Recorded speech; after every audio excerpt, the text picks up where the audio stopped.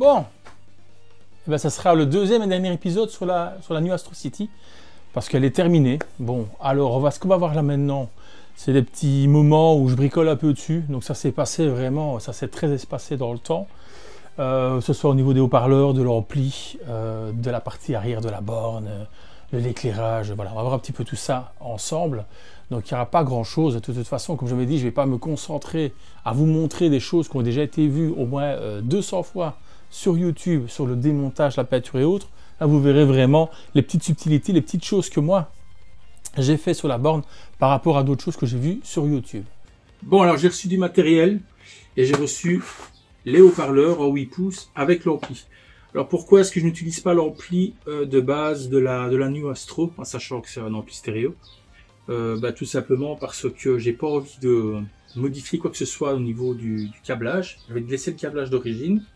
À la base, je voulais partir sur un kit 2.1 comme un Z333 qu'on trouve maintenant pour 20 € plus ou moins d'occasion sur internet et le greffer à l'intérieur, mais c'est encore une fois un caisson de basse. Et en fait, ce qui m'embête un peu sur cette borne, c'est qu'il n'y a pas vraiment la place pour mettre un caisson de basse à l'intérieur. Il aurait fallu laisser à l'extérieur.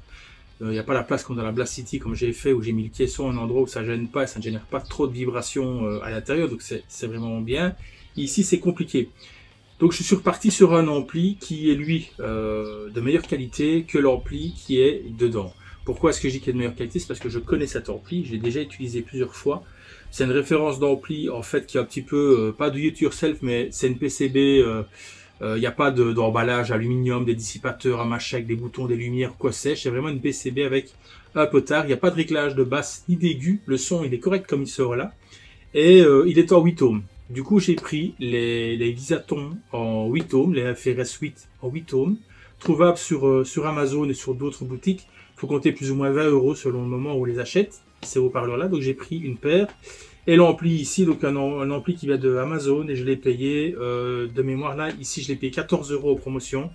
Le prix normal, c'est 18 € je crois. Donc voilà, et je l'ai payé 14. Maintenant, je vais essayer maintenant d'ouvrir les haut-parleurs qui sont là. Placer ces haut-parleurs là en sachant qu'il va falloir que j'imprime en 3D une bague pour venir compenser l'écart parce qu'il y a un truc au niveau de l'ajustement qui fait que ça ne va pas. Et normalement les haut-parleurs je vais devoir couper les coins pour pouvoir mettre les vis correctement. Voilà, c'est les petites modifications qui doivent être faites pour pouvoir mettre ces haut-parleurs là. Alors pour ouvrir, en fait c'est pas compliqué, en fait c'est pas compliqué du tout, mais il faut un tournevis assez long, cruciforme et fin, pour aller chercher la vis qui est dans le fond du trou là-bas, parce que la vis elle est située à cette place-là. Vous voyez un petit peu la profondeur où il faut descendre avec le tournevis. Du coup, oui, il faut un tournevis assez fin pour rentrer dans le trou et assez long. Titre. Je vais enlever le support, donc je vais prendre ma valise d'outils, la mettre à côté de moi pour avoir accès à mes tournevis facilement. Voilà, donc on va bouger le support, donc il me faut un cruciforme pour sortir ça. Vous voyez ici, je ne sais pas, je ne crois pas qu'il passe celui-là par exemple, vous voyez.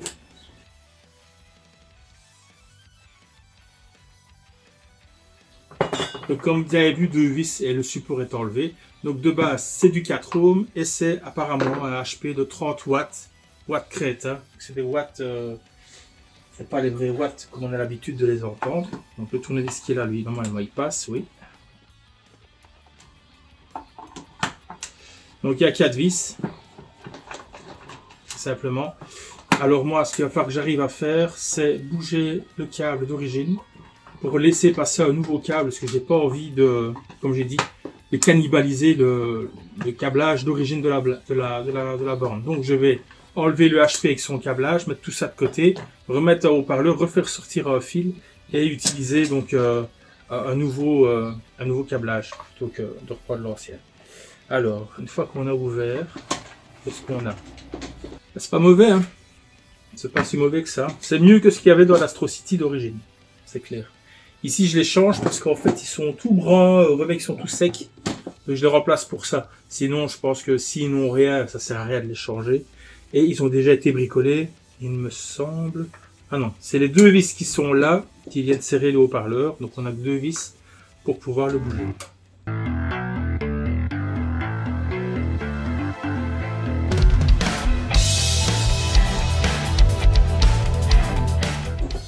J'essaie de sortir la grille parce qu'elle est dégueulasse. et que c'est ce qu'on voit le plus à la limite sur la borne, ce sont ces haut-parleurs. Donc je vais essayer de démonter, essayer du moins, et pour pouvoir les repeindre. Sinon il va falloir que je repeigne le tout en étant monté. C'est un peu dommage. Sans plier de trop non plus la grille, hein. Faut pas trop la déformer si vous faites ça. Bon, regardez bien ce que vous faites là.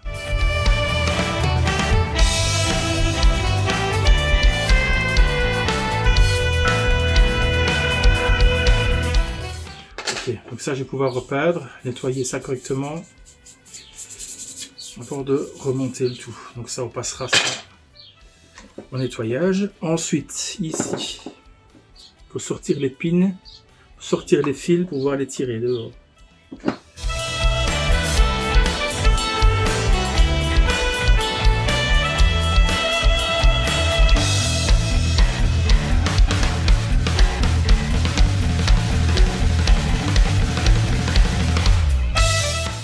Voilà, le haut-parleur est bougé. Ce que j'ai fait, c'est que j'ai remis le câble directement avec le connecteur. Comme ça, moi, je range ça. Et je peux mal de perdre le connecteur avec son câble, etc. Moi, ce que je vais faire, c'est que je vais repasser un nouveau fil dedans. Je vais souder le nouveau HP avec les fils directement. Et ressortir avec des cosses. Comme ça, je pourrais l'enlever et le remettre quand même à ma guise. Mais ça sera beaucoup plus simple.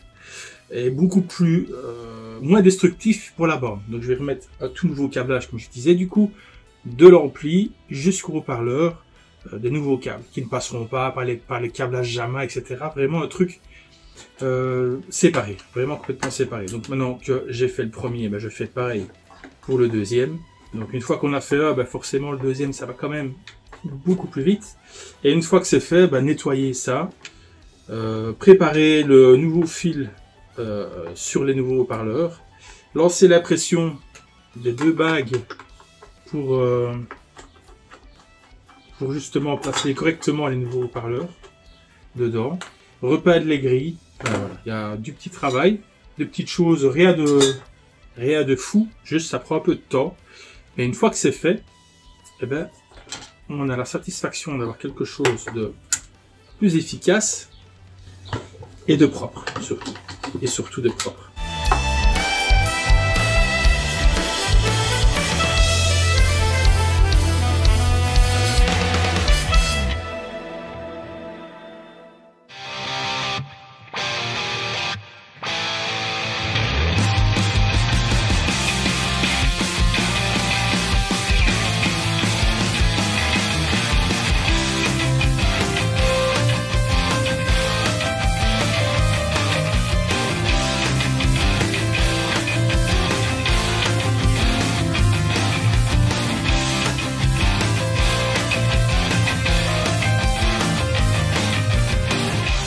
Bon, on se retrouve là, les grilles ont été repeintes, donc voilà, elles sont bien noires, elles sont toutes les deux là.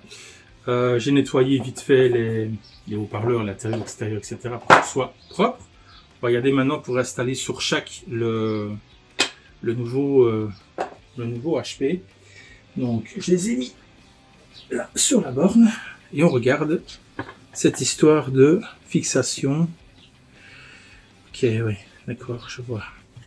En fait, on dit de prendre du 3 pouces, mais avoir comme ça du 3,5,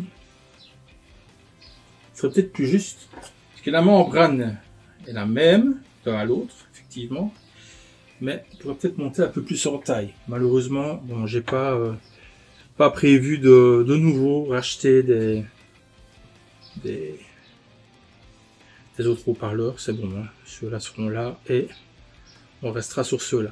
Donc ici, comme je vois, il va falloir que je mette des rondelles à cet endroit-là pour que ça vienne vraiment se fixer correctement sur les vis. Je n'aurai pas le choix.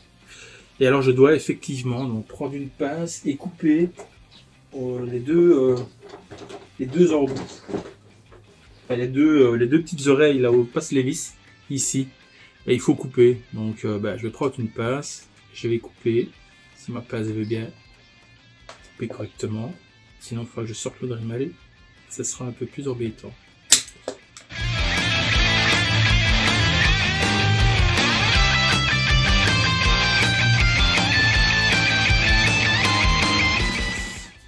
Alors, ben, ce qui se passe maintenant, c'est quand on met le HP, eh ben, on a un trou. Là, on a vraiment un espace. Et ça, au niveau audio, c'est vraiment pas top. Donc maintenant que je vois qu'effectivement, j'ai vraiment pas le choix, je dois imprimer cette pièce. Je vais aller sur mon ordi, je vais lancer la pression de la pièce, enfin 2 fois, pour pouvoir mettre ces haut-parleurs là.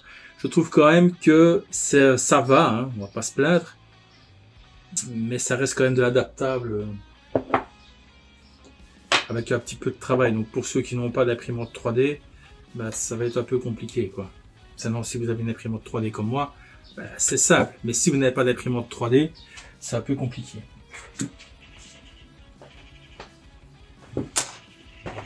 Bon, voilà. 14 minutes plus tard, on a nos pièces. Alors, comment est-ce qu'elles sont faites?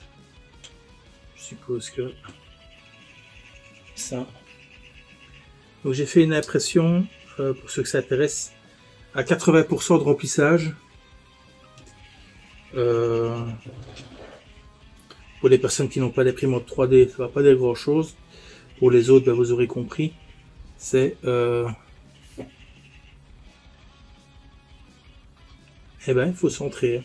C'est la quantité de fil utilisée dans à l'intérieur de l'impression. C'est pas très clair ce que je vais dire, mais on s'est compris, je crois.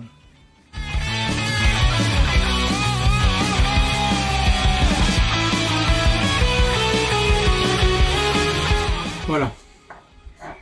Et on voit pas de jour. C'est bien coincé. Le haut-parleur est tout au milieu. Ouais, c'est bon. Ensuite.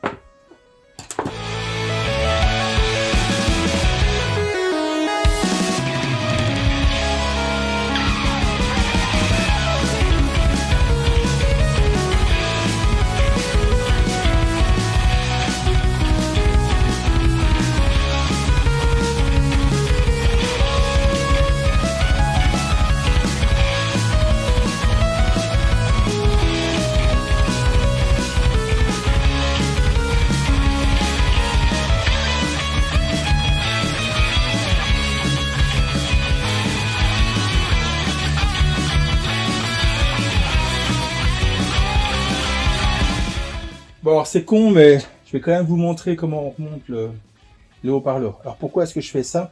En fait, c'est parce que j'avais déjà remonté le système de fixation, donc la patte qui est là, et c'est une mauvaise idée. Il faut la monter en dernier lieu. Alors ici, bon, là j'avais un mousse, bon, j'ai pas ici.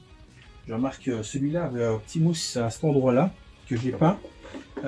Est-ce que je ferais mieux d'en mettre un? C'est une bonne question.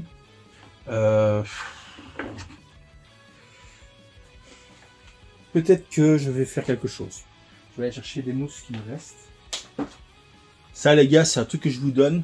Si vous voulez vraiment avoir une installation, ou en tout cas, refaire une borne qualitative qu'une autre, moi, un conseil que je peux vous donner, je trouve que ça fait toute la différence, c'est quand on prend le temps de, entre les panneaux, de mettre de la mousse, comme ceci. Donc, c'est de la mousse autocollante, qui est à simple face, donc c'est pas du double face. Hein.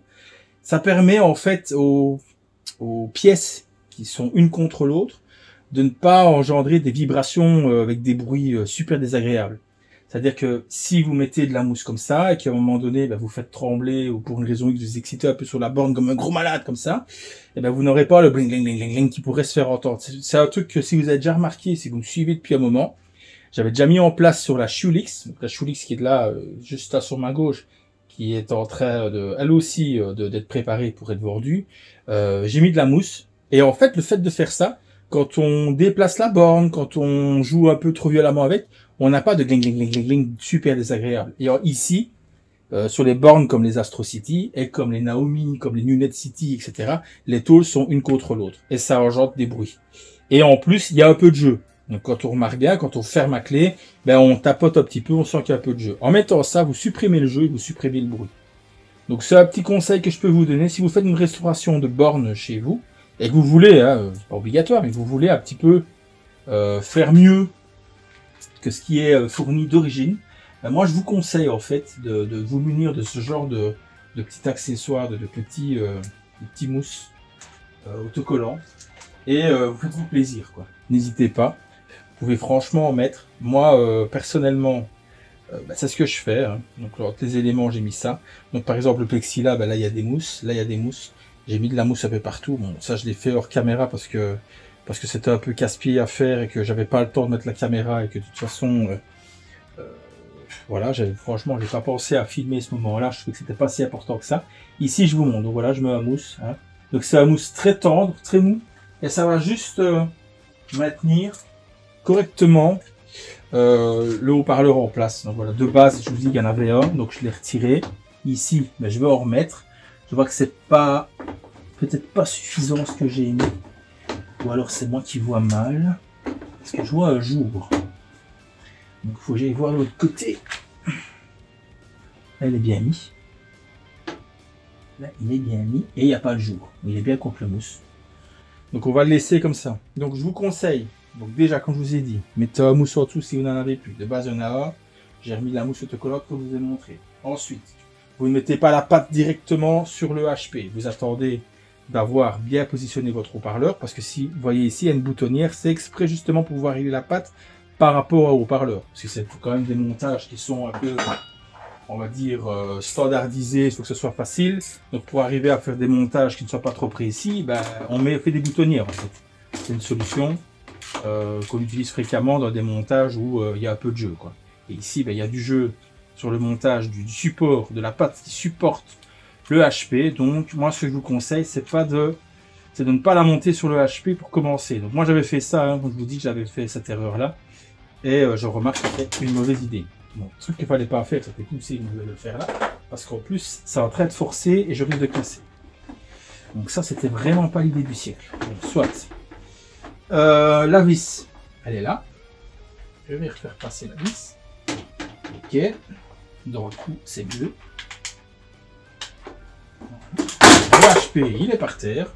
Ici, décidément, c'est un jour où je ne devrais pas travailler en fait. Il y a des jours comme ça. Vous devez avoir sûrement pareil.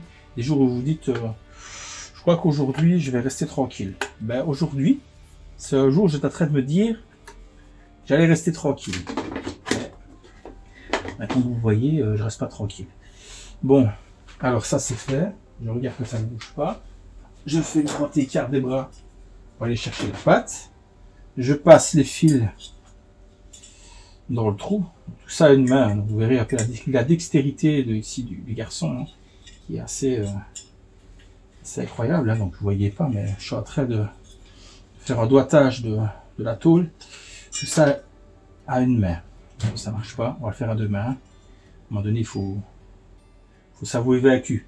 Donc là, je suis vaincu. Bon, ce putain de fil commence à me saouler.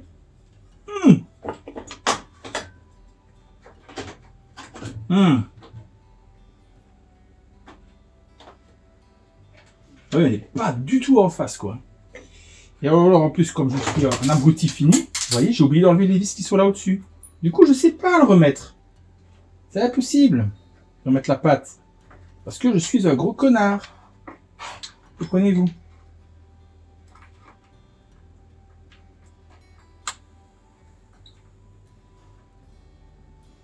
Ici, il y a un problème, là.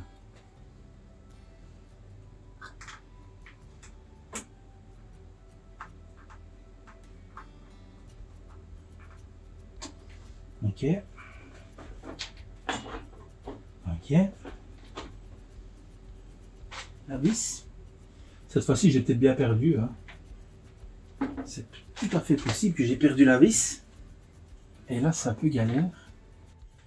Bon, bah, je vais pas couper, je vais vous laisser. Hein. Donc, oui, j'ai fait tomber la vis, je l'ai perdue, je ne sais plus où elle est, j'ai chipoté, j'ai failli casser et tout, voilà. Comme quoi, ça arrive à tout le monde, hein, de s'y prendre comme un manche. Et il y a des jours où, comme je l'ai dit, il vaut mieux pas travailler que de faire de la merde comme je suis en train de faire là.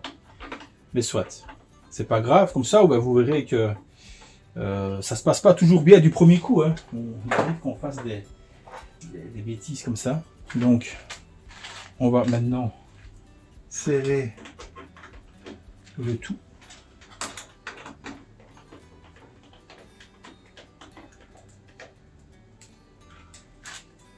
Voilà. Et puis après, on met les vis qui sont là.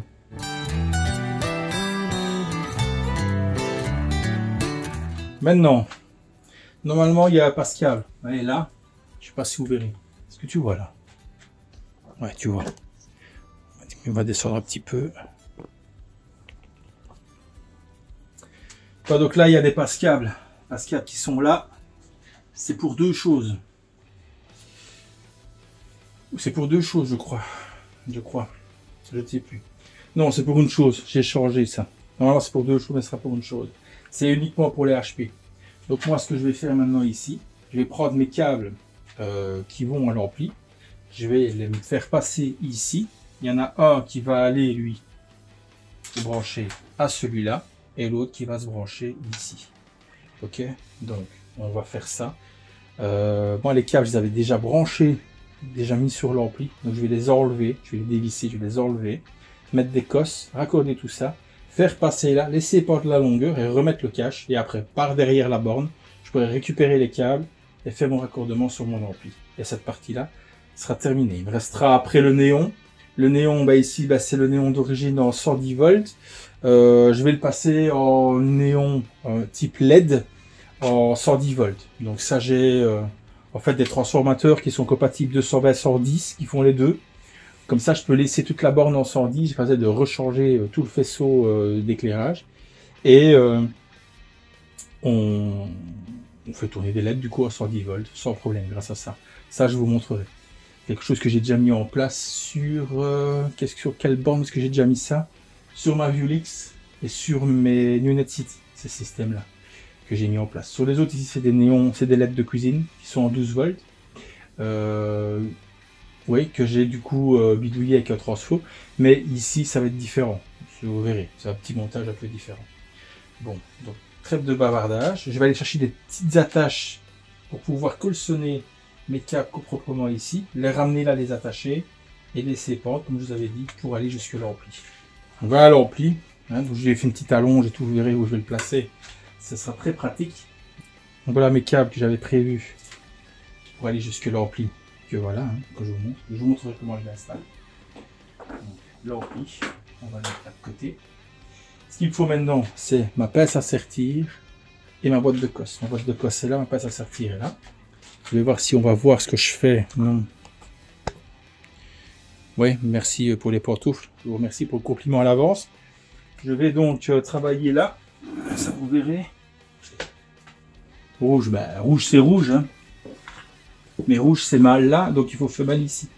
Il ne faut pas femelle n'importe quoi. Moi j'aime bien j'aime bien celles qui se protègent. Donc, est-ce que c'est celle-là? Non, c'est pas celle-là. Est-ce que c'est... Ah, c'était bien celle-là du coup. Elles ne sont pas protégées. Donc, celles-là sont protégées. J'ai que des bleus protégés. C'est encore béton ça. C'est bien ça, ouais. Donc bleu protégé. Ok, donc bleu, rouge. On va inverser alors. C'est un peu dommage. J'aime pas trop ça. Là, le rouge est rouge et là, le rouge va être bleu. J'aime pas. J'aime pas, j'aime pas. Enfin.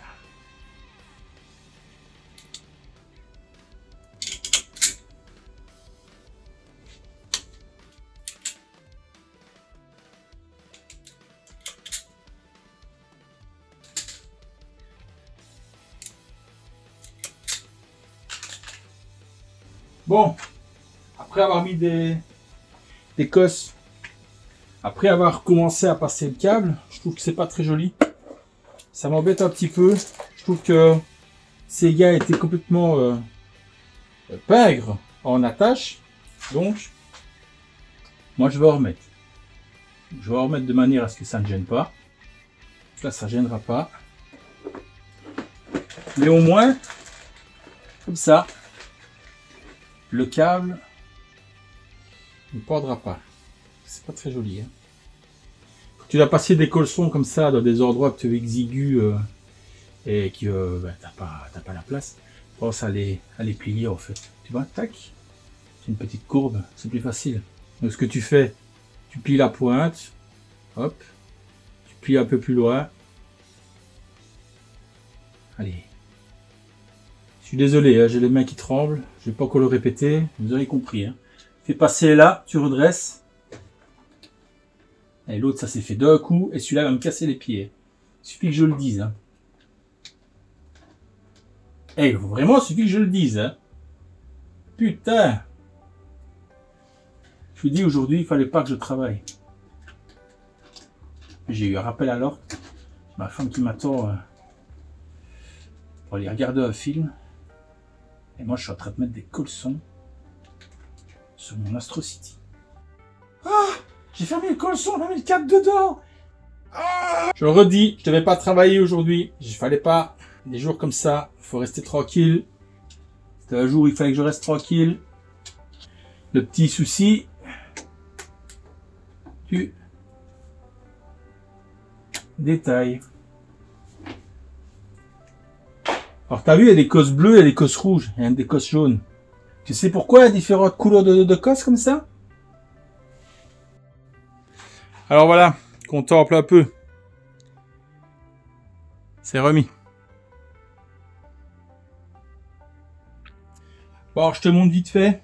Ça c'est l'ampli, d'accord? L'ampli que je t'ai déjà montré, je pense, dans les vidéos. Ce que j'ai fait, c'est que j'ai mis simplement, tu vois, des entretoises qu'on utilise en électronique pour mettre les PCB sur les autres. J'ai pas le nom exact en tête. J'ai collé à la colle chaude, tout simplement. Parce que sur l'autre, par exemple, sur l'Astro City, j'avais carrément mis à l'époxy, j'avais mis de la résine et c'est pris dedans. Le seul truc, c'est que je me dis, si jamais un jour, il faut que je remplace l'ampli pour une raison X, pour quelque chose de mieux ou pour n'importe quelle autre raison, bah c'est dommage parce que je vais avoir du mal à enlever cette colle. Tandis que la colle chaude, c'est très facile à nettoyer si jamais je voudrais avoir changé l'ampli. Et ça tient. Vous voyez, ça tient parfaitement. Donc, il n'y a pas de raison. Là, pourquoi est-ce que je l'ai mis là? Vous allez me dire, c'est bizarre d'avoir mis ça à cet endroit-là et dans ce sens-là, parce que le potard, bah, du coup, il est pas accessible. Donc ici, j'ai une alimentation de 12 volts. S'il va de 5 à 24 volts, j'avais un petit transfo 12 volts de phare LED New Wear que j'avais eu ici en test. Donc j'ai utilisé le transfo, donc voilà. Comme ça, j'ai du 24-12 volts. J'ai ici mes deux câbles qui remontent directement jusqu'au COS qu'on a préparé ensemble pour aller au haut-parleur. Et ici, j'ai mis une prise jack 3,5 à 90 degrés. Comme ça, bah, je peux coller complètement ici. Ça chevauche légèrement au-dessus du cache j'ai oublié le nom. Décidément, aujourd'hui, j'oublie tout. Encore une fois. Mais donc, ça empiète un petit peu. Donc, il faut savoir qu'ici, il faudra enlever les 3 vis pour décaler l'ampli pour pouvoir enlever le cache si jamais j'ai besoin. Ça, malheureusement, j'ai pas le choix. Mais pourquoi est-ce que je tenais absolument à le mettre là? Je te montre ça tout de suite. Tu vois là, tu es en dessous du panel, du côté droit. Qu'est-ce que j'ai fait? Bah, j'ai fait une petite impression 3D. Simplement un petit cylindre qui vient se chasser sur la tige de réglage du son. Et du coup, j'ai ici de quoi pouvoir régler le son. Voilà, sans avoir ouvert le panel. Alors tu vas me dire, oui, mais il manque une clé. Il faut savoir que moi ici, je suis pas en exploitation. Je suis en exposition, jouer avec des amis. Donc c'est pas qu'il y a quelqu'un qui va vouloir venir ouvrir le panel pour m'arracher les fils. Donc moi j'ai pas besoin que ce soit vraiment fermé à clé. Et puis quand tu joues, je sais pas qui, en tout cas, tire sur le manche comme ça, tu vois. Qui joue en tirant sur le manche? Je sais pas qui. Tu tires sur un manche, mais pas sur le stick. Tu vois ce que je veux dire? On se comprend. Moi, ça me pose pas de problème. Ça fait très longtemps que mes Naomi, par exemple, que j'ai eu ici longtemps et qui sont maintenant parties chez Mike pour 2 d'entre elles et pour d'autres sont parties ailleurs, enfin, soit, j'enlève les barilets en dessous.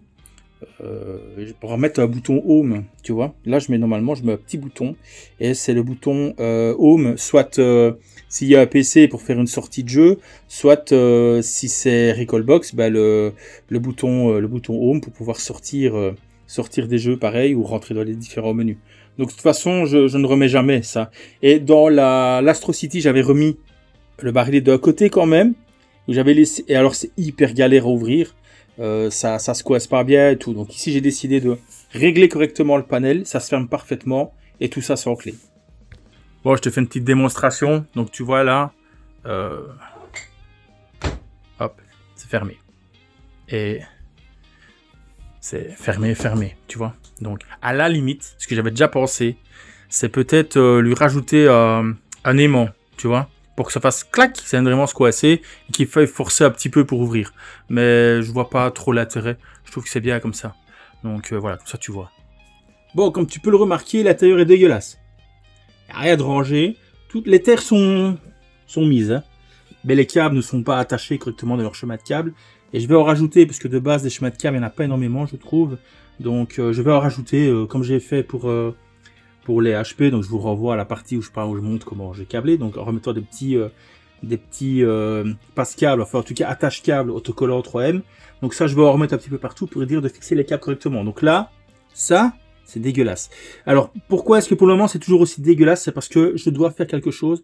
Normalement, on a ici une rainure, en gros, pour pouvoir venir y mettre une planche. Et donc, sur cette planche, je vais y mettre le système. Moi, ici, j'ai pas cette rainure, mais je l'ai dans l'Astro, qui est juste à côté. Donc, je vais ouvrir l'Astro, je vais mesurer, en fait, la pièce en question qu'il faut. Je vais la refaire en 3D et je vais voir pour l'imprimer. Il va me dire, ça va pas être super solide. Effectivement, et tu as raison. Ça sera moins solide que les guides d'origine en métal. Malheureusement, j'ai pas trouvé. Ou alors si, quand on trouve, les gens, ils te vendent ça le prix d'une borne. C'est incroyable. Donc, je vais essayer de modéliser ça. Et tant que je suis dans la modélisation, comme tu vois, j'ai pas la cashbox.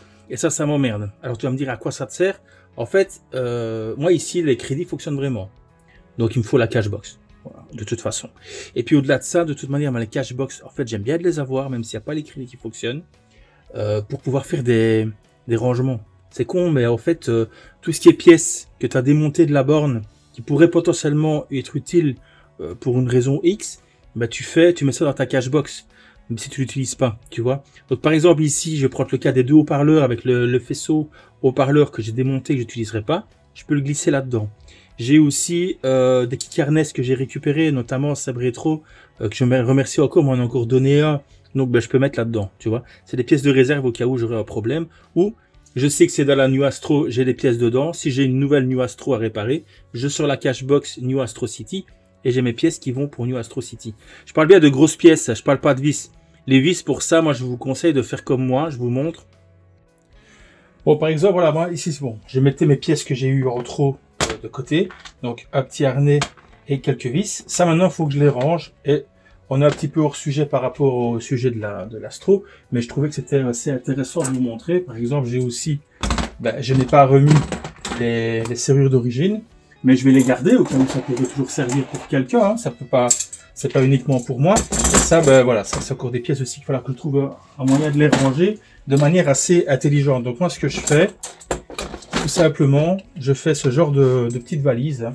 Et dedans, je vais vous montrer vite fait comme ça, qu'est-ce que j'ai par exemple comme pièce que je garde. Ça sert à rien de m'envoyer un message pour me demander de vous envoyer des pièces ou autres. C'est vraiment des pièces que je récolte et que je garde pour moi. Par exemple, les caches qu'on a sur les panels des Naomi, à côté où on met les coins. Pareil pour les Net City, les Net City, on a un trou comme ça. Et moi, je mets un bouton maintenant ici. Les dernières que j'ai fait, j'ai dû mettre un bouton pour les crédits, parce que la personne voulait les crédits avec les coins et mettre un bouton. En fait, j'ai la personne, c'est pas la personne, c'est le frérot, c'est Jackie, qui voulait ça sur ses bornes. Donc j'ai récupéré ça et je ne les jette pas, je les mets de côté, ils sont là. Tous les barilets que je mets, chaque fois il y a des clés, il y a 2 clés par barillet. Mais je vais pas donner 6 clés avec une borne. Je donne 3 clés. Donc je récupère les clés, je les mets là-dedans. Tout ce qui est support pour mettre pour les pièces, pareil, c'est ici. Ça, c'est les caches pour les vis des faces avant Naomi. Voilà, on a ça. Voilà, j'en ai toute une chier ici. Les autocollants pour les crédits, un Naomi, un Net City. Et alors là, voilà, j'ai encore ici toute une flopée de barilets. Là, c'est les caches pour les sticks à noix. Là, j'ai les tresses de masse. Les tresses de masse, du coup, je vais mettre celui-là. Bon, ça, mes tresses de masse sont là. Là, ici, j'ai les petits supports pour les écrans quand on va les mettre sur le frame de la borne. Donc, voilà, j'en ai aussi. J'ai même les petits caoutchoucs des Naomi. Je vois ici que ça, c'est du premier rempli. Tu vois, le premier rempli que j'ai mis dans la Astro City. Voilà les pièces en trop. J'ai fait une petite boîte avec les pièces en trop de la NAC. Je vais les mettre ensemble, parce que c'est les mêmes amplis, ça sert à rien de différencier. Donc la boîte est là, je vais mettre là. Et alors quand je sais récupérer des trucs comme ça, je les garde. Et alors ça c'est un petit peu l'endroit fourre-tout, avec aussi les attaches câbles. Ça c'est des pattes pour des PCB, ceux qui rangeraient des codeurs. Ça c'est des attaches par rapport au barillet pour les panels. J'ai des boutons, voilà encore des petits boutons que je garde avec des petits fusibles aussi qui sont là-bas. Là j'ai ça c'était un cendrier qui était monté sur des Naomi. Donc voilà, les cendriers, je les ai gardés, que quelqu'un me demanderait à remettre des cendriers sur une borne. Donc ça, c'est une valise. Je vous montre ensuite Voilà, les vis, ben, j'ai noté pour ceux que j'avais, la norme ISO des vis. Donc il y a des vis qui sont normées ISO hein, par rapport à leur format. Et ben je les ai notés, j'ai mis une petite étiquette. Donc là j'ai des rondelles, j'ai des vis longues, des vis courtes, des vis papillons. Voilà, j'ai tous les modèles de vis qu'on peut imaginer qui sont là. Quand je sais, j'ai pris le temps de les nettoyer. Ça, c'est des vis pour les panels, par exemple. Des vis avec le carrosserie, qu'on appelle ça. Voilà, tout est là, tout est rangé, tout est trié. Quand il me faut une vis, c'est assez facile. Je commençais un peu à manquer de place, donc j'ai refait encore un. J'en ai beaucoup, hein, je vous préviens. Hein. J'en ai vraiment beaucoup. Où là, j'ai les attaches câbles, j'ai du sync, j'ai des bagues de convergence, j'ai des écrous qui sont là, j'ai des petits switches à 3 positions. Là j'ai des barillets d'origine, donc je peux mettre ça ici, les barillets seront rangés. Là c'est tous les coins que je récupère dans les bornes. Quand j'ouvre, il y a des coins dedans, des fois je les récupère et je les mets là. Donc ça c'est fermé. Je vais un peu bouger ça parce que ça commence à faire beaucoup et ça commence à monter haut. Hop. Là tous les boutons que je récupère, je garde. C'est toujours bien d'avoir du spare. Donc j'ai tous des boutons. Bon, il y a des très laids. Hein. Voilà, les bleus sont vraiment dans un piteux état. Mais on ne sait jamais, je peux en avoir besoin pour une raison X. Par exemple, chez Mike, on a mis un bouton Select supplémentaire sous le panel. On a pris un bouton comme ça et on l'a mis dedans. On s'en fout qu'il n'est pas propre. On le voit pas, il est dans le panel. C'est juste au cas où un jeu demanderait à avoir coin du player 2, ça arrive. Et plutôt que de mettre les deux select soudés sur le même bouton comme je l'ai déjà fait, ici on a mis un bouton supplémentaire dans le panel. C'est une façon de voir, c'est une façon de faire. Vous voyez, donc j'ai plein de boutons, je récupère. Donc voilà, normalement à la base c'est rose, ils sont devenus un peu saumon. Mais pareil, je les garde, on ne sait jamais, ça peut toujours être utile. Moi je préfère, et si jamais un jour je peux dépanner quelqu'un, ici qui est proche de chez moi et qui aurait besoin vite fait d'une pièce, ben j'ai du spare. Et pareil, la dernière valise, pareil, j'ai encore des boutons. Donc ça, c'est des Seimitsu. J'ai les prises voilà, par terre. Donc les connecteurs femelles pour mettre à l'arrière des bornes. J'ai des connecteurs pour les sticks à noix. J'ai des boules. Encore des boules. J'ai des boutons allumage de borne. J'ai des boules grand format. J'avais acheté ça pour voir, pour essayer. J'ai des interrupteurs pour faire des crédits ou des choses comme ça, des beaux interrupteurs tout brillants, tout beaux. Encore des boules, voilà, j'ai des grandes noires, des grandes mauves, des grandes rouges. Et là, ça c'est des connecteurs, ça m'a pas vraiment servi. Il y a encore des boutons, des petits boutons que je peux dissimuler pour faire un truc ou l'autre, un petit montage. Voilà, donc je vous conseille vraiment quand vous faites, quand vous commencez à bidouiller dans l'arcade, c'est de faire ce genre de choses. Vous avez des compartiments, vous mettez tout correctement en place. Vous avez besoin de quelque chose, c'est facile. Vous notez sur le bord de la valise, qu'est-ce qu'il y a dedans, et vous avez facile de retrouver vos pièces. Ça va très vite. Moi, je vous conseille vraiment de faire ça. D'ailleurs, je vais aller en racheter une. Il va falloir une de plus parce que j'ai des pièces. Je ne sais plus trop. Enfin, je n'aime pas en tout cas de les laisser vacants comme ça sur une étagère. Je préfère que ce soit rangé dans une valise. C'est beaucoup plus facile de les retrouver. Tu vois, bon là, fais pas attention, hein, parce que c'est pas fini, là, la borne, elle est pas câblée, il n'y a rien du tout. J'ai mis le harnais tout refait dedans provisoirement, donc il n'y a rien de branché, donc c'est normal. Il n'y a rien du tout de branché, elle ne fonctionne plus. Voilà le support, tu vois, donc le support, il se reprend sur la cashbox, et il vient ici, à cet endroit-là. Donc moi, ici, cette partie-là, je vais pouvoir la refaire en 3D, sans trop de problèmes. Mon problème, ça va être cette partie-là. Cette partie-là, ça va être compliqué. Il va falloir que je fasse en 2 pièces. Donc je vais imprimer, faire cette impression-là. Donc faire ça, mais je vais pas le faire avec un creux là. Hein. Je vais le faire plat ici, simplement la rainure. Donc je vais imprimer ça. Ça devrait aller assez vite. Et puis après, je referai une pièce ici qui viendra se remettre là, se recoller dessus, remonter et repartir là à la cashbox pour faire le soutien de la planche. Parce que le but, je pense que c'est ça en fait. C'est d'avoir un soutien pour la planche. Donc ça va être une impression en 2 parties. Je vais me lancer là-dedans. De toute façon, je dois faire aussi la cashbox. Donc je vais faire pareil parce que je pense que de mémoire, j'ai pas la cashbox pour celle-là aussi. Je pense qu'il me la manque. Ah non, j'ai déjà fait. En fait, j'ai déjà fait une cashbox pour celle-là. Je vous montre.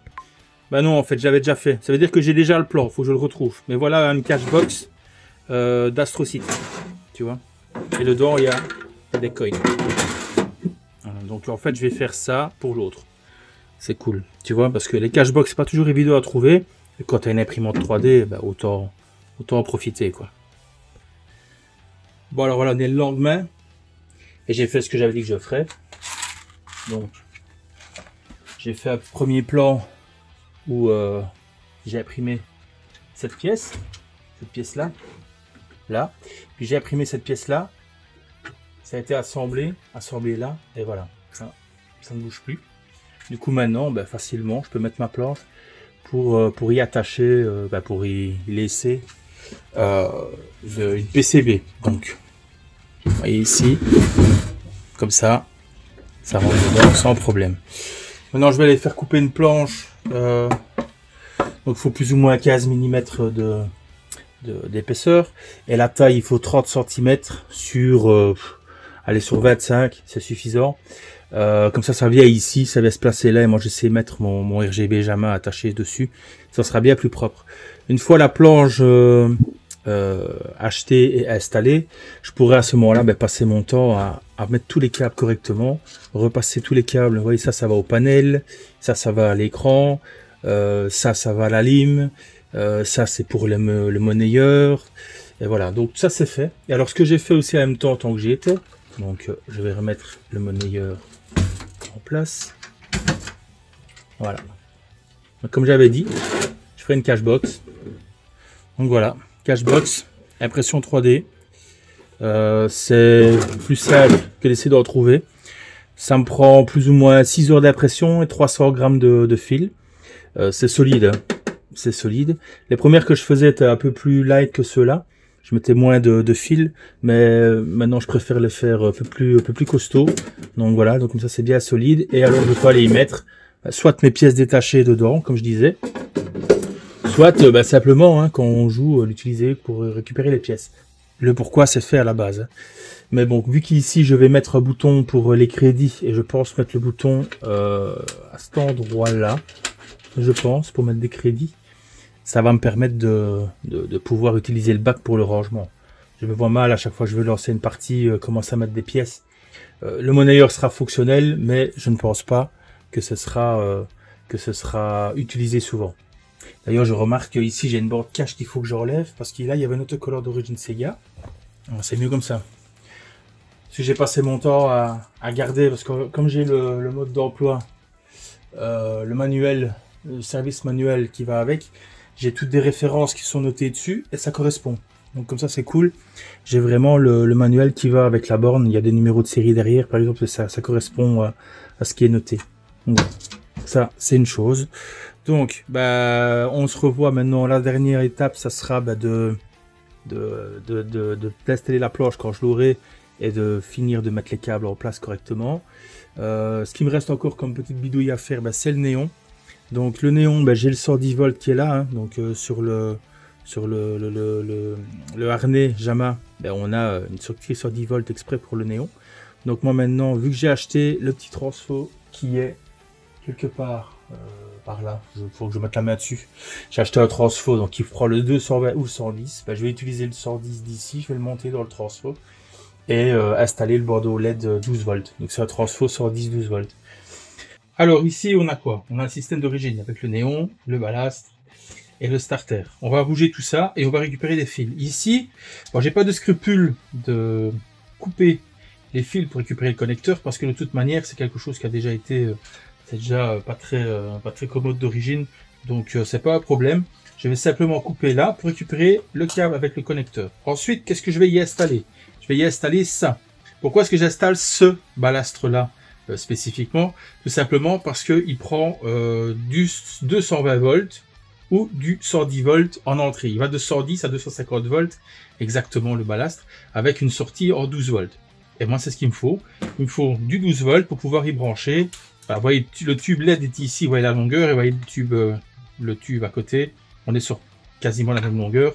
Donc au niveau du champ d'éclairage ça va être pareil. Et en plus moi ce que je fais, parce que j'ai pas encore peint le capot arrière. Et le capot arrière, en fait, ce que je vais faire, ce que j'ai déjà fait sur d'autres, qui fonctionne très bien. Donc, ce que j'ai déjà fait qui fonctionne très bien sur d'autres, c'est qu'ici, à l'endroit où la lumière, elle va se mettre ici, je mets du tape chromé. C'est du collant pour chauffage, hein, ça colle très très bien, c'est métallisé et ça réfléchit la lumière, comme ça permet à ce que le flux lumineux soit le plus réparti possible sur les différents plexis, les différents marquis. Voilà, donc ça c'est la petite astuce que je mets en place pour que l'éclairage soit le plus correct possible. Alors, je suis en train de me salir, bordel. Ce qu'on fait maintenant, ben, il y a deux vis. On envoie ces deux vis là. Il y a tout le rail ici qui va s'en aller. Et moi, je vais garder que la partie qui est ici pour pouvoir y mettre le tube LED dessus, comme ça, simplement. Et lui, le transformateur, on va dire, lui, je vais le fixer directement dans la borne. Donc, ce que je vais faire, c'est que à la sortie, donc ici, on a la sortie, je vais lui mettre des cosses. Là, je vais lui mettre des cosses, de manière à pouvoir débrancher ça, mais ça reste dans la borne. Ça ne sort plus de la borne, comme ça. Je vais fixer ça à l'intérieur, quoi. Comme ça, c'est... Voilà, vous m'aurez compris. Et à ça, ben, je viens mettre ça pour pouvoir venir se connecter sur le connecteur que je vous ai déjà montré, le connecteur 110 volts d'origine, qui est sur le câblage avant. Voilà. Ok, donc, bah écoutez, je fais vite ça et on se retrouve tout de suite après.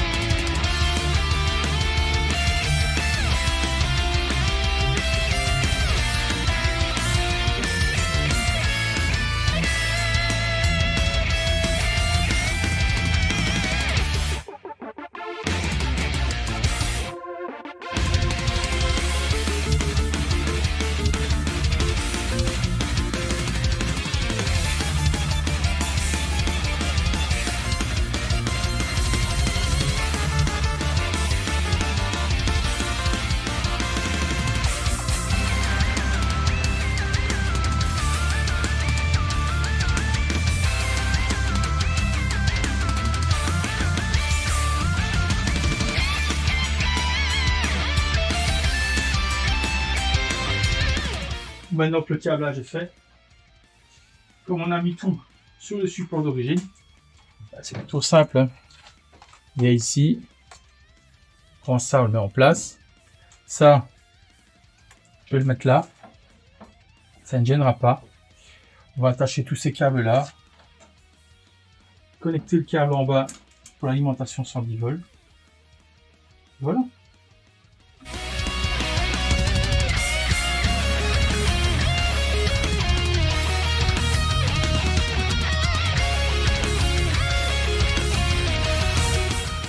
Bon, je vais remonter la partie arrière. Donc tout est collé là. Ok, les câbles là sont attachés. J'ai repassé les filets. D'ailleurs, si vous voyez là, de la crasse, le dépôt de rouille des vis qui était dans les filets. Donc ça, j'ai repassé avec le tarot. Donc j'ai repassé avec le tarot les différents filettages. Alors maintenant, ça c'est galère à faire tout seul, c'est hyper relou. C'est vraiment chiant. C'est remettre ce cache là. Donc c'est vraiment le truc pour la tête à chaque fois. Parce qu'il faut légèrement le surélever. C'est pas vraiment appuyé. Donc super casse-couille. Et autre chose,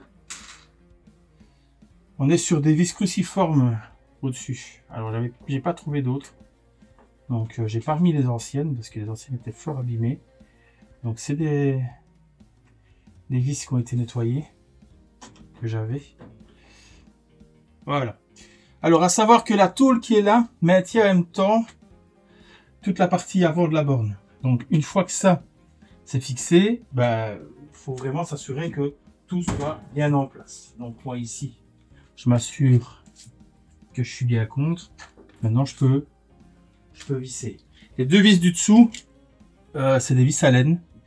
Les vis au-dessus, ça sera des vis cruciformes. C'est chiant. J'aime bien avoir une espèce de continuité dans le format des vis pour justement pas avoir, quand je démonte, à devoir changer d'embout de vis toutes les 5 minutes parce que c'est hyper casse-couille quand même.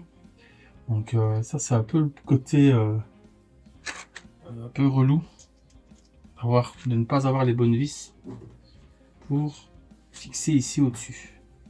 Je sais pas si tu vois, mais petite rondelle en plastique noir super sexy. Ça permet de ne pas abîmer, en même temps c'est mieux qu'une rondelle métallique pour ça. Voilà. Et bien voilà, maintenant il me reste les deux du dessous. Pareil, c'est la même vis. Comme tu vois, c'est bien repeint. Et alors en dessous, ici, la différence entre une restauration de bas étage et une bonne resto, c'est de remettre les mousses noires qui viennent donc pour les interpositions. En gros, quand il y a une vibration, ça atténue les bruits et puis ça finit mieux le montage, quoi. Donc c'est de la mousse, c'est de la fine mousse autocollante qu'on achète sur Amazon, hein, donc voilà, tout simplement. Et c'est bien plus propre comme ça. La petite finition qui fait les différences, c'est quelque chose que j'aime bien mettre. La mousse autocollante comme ça, j'en ai beaucoup en fait. J'en consomme quand même pas mal.